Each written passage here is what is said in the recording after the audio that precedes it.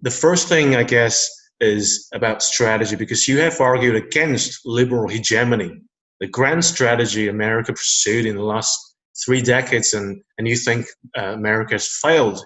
Do you recommend another set of coherently articulated strategy rooted in your offensive realism, or do you think America should deal with foreign policy issues in a more pragmatic or, say, ad hoc manner, like I guess Dressner from Tufts University recently expressed in Foreign Affairs article? In other words, that is, should U.S. continue to think big, or should it start to think small? Well, the United States always thinks big. Yeah. Great powers always think big. This includes China. My argument in The Great Delusion is that it's only in unipolarity where the unipole, which of course is the United States, has no great power competitors by definition. It is the only great power on the planet in unipolarity. In that situation, it's free to pursue liberal hegemony. It's free to pursue this idealistic foreign policy that's designed to remake the world in America's image. Now, we did pursue that policy, and it was a giant failure. And in fact, one of the reasons that President Trump is in the White House is because he ran against liberal hegemony in the 2016 campaign. In a multipolar world, all of the great powers have no choice but to engage in realist behavior, to engage in power politics. And my argument is that the United States should principally concern itself with containing China. My argument, of course, is that China should be principally concerned with establishing regional hegemony in Asia.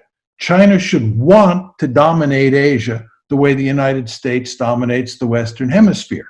But of course, from an American perspective, that's an unacceptable outcome. And I think the United States will go to great lengths to contain China and to prevent it from dominating Asia.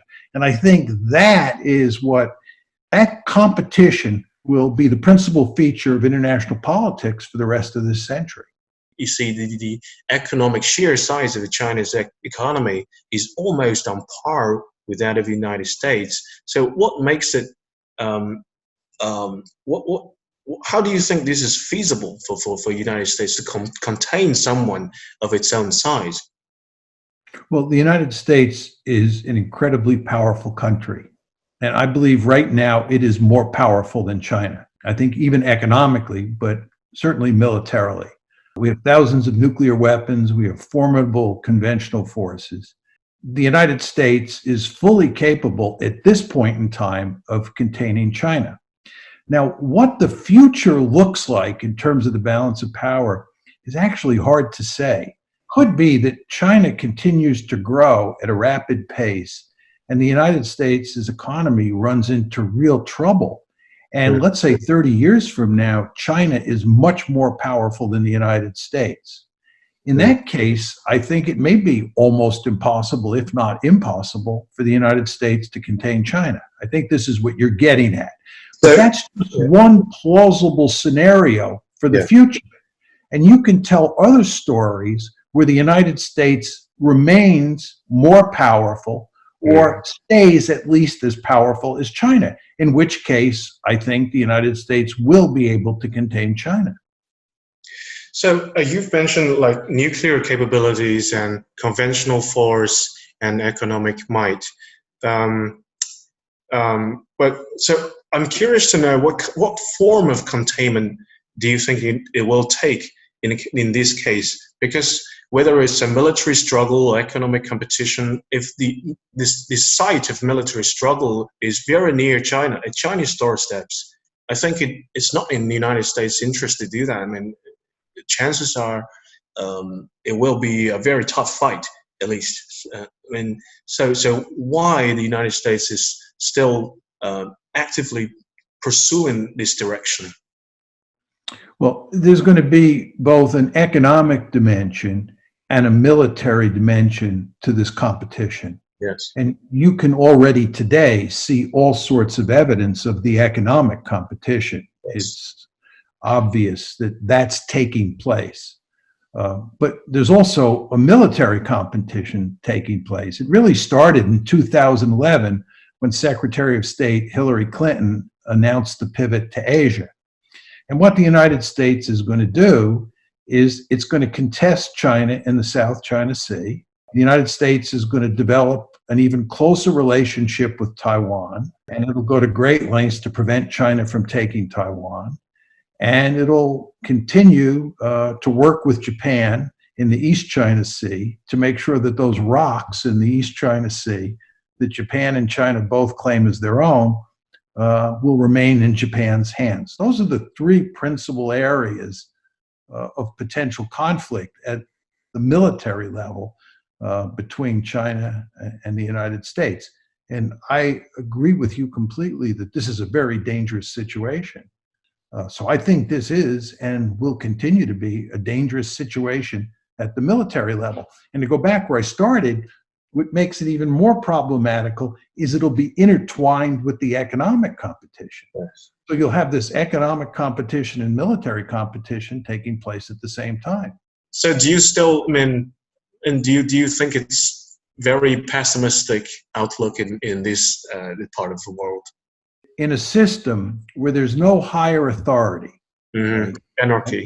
Anarchy, right? And states cannot know each other's intentions with any degree of certainty, and where they have offensive capabilities. In that world, the best way to survive is to be a regional hegemon, number one. Yes. And number two, make sure you don't have a peer competitor. In other words, make sure there's no other regional hegemon in the system. And this is why I say the United States will go to great lengths to try to prevent China from dominating Asia. And this is, in all dimensions, in my opinion, a tragic situation. Do you foresee any possibilities that America, any historical event that will cause America to think long and hard whether we can perpetually hold on to this hegemonic position to prevent other powers to rise up and to rise up, not necessarily dominating any parts of the world? Do you think it's possible for this rethink to happen, to take place? Yeah. If China becomes much more powerful than the United States economically and militarily in, let's say, 30 years, then the United States will, in all likelihood, do what Britain did in the 19th century and accept the fact that China dominates Asia.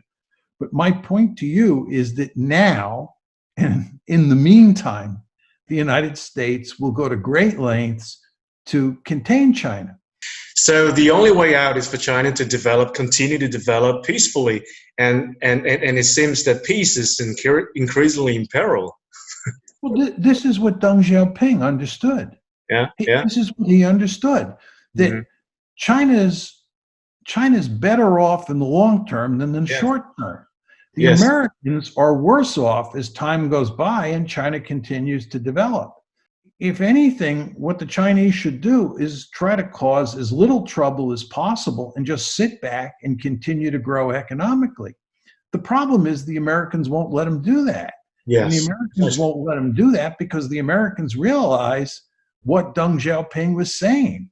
And now is the time for the Americans to confront the Chinese. So the Americans are pushing very hard. The Americans are getting in China's face today because the balance of power is favorable to the United States today, and it erodes over time. China has more than 4 times as many people as the United States. And if the American economy begins to sputter, at the same time the Chinese economy is continuing its remarkable climb, that will be disastrous for the United States. It'll be wonderful for China. I mean, what I'm getting at here, Chris, is that international politics, especially the US-China competition, is very much a zero-sum game.